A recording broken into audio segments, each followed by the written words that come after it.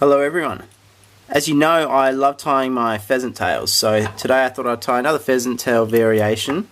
This one has a red thread or red metallic butt to it.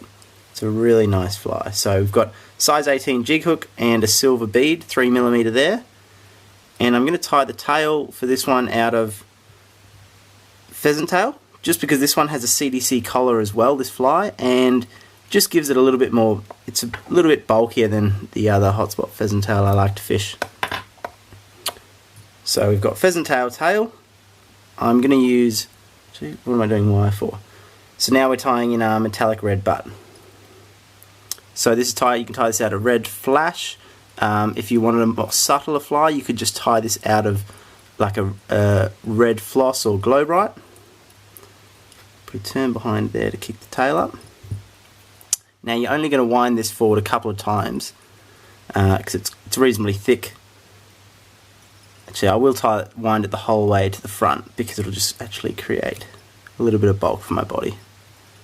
Tie that one off there.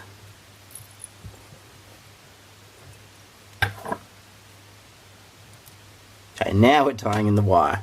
So I like to use copper wire because copper wire blends in really nicely with our pheasant tail body. So again, I tied in it from the front back just because it helps with my taper of the body.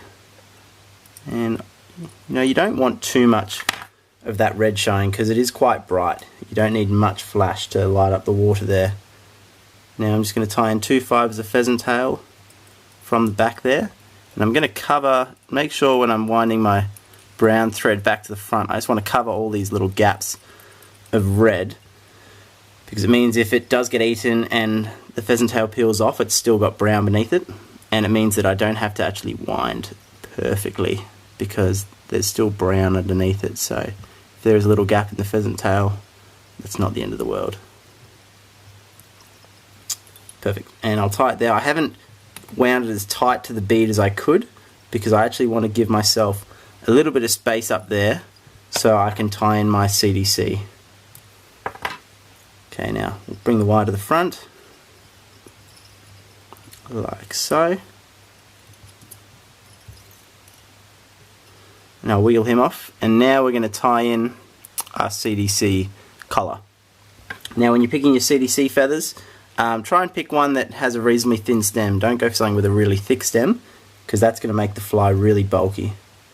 Sorry, not bulky, it's going to build up around the head, and then what it actually does is the CDC is going to want to slide back down over your body and obscure the body.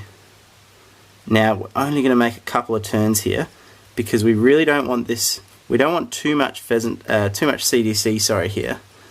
We just want it to be a nice little kind of cloaking, and it kind of looks a bit leggy, gives the fly a little bit of life. If you tie too much, it just becomes a bulky mat of CDC going back. So I think that's a nice amount there. You see, it's not too much, it just gives the fly a little bit of movement action in the water. And now I'm just going to do my usual little bit of super glue on the thread, and I'm good to go. And like I said earlier, I really like this fly with a red thread butt.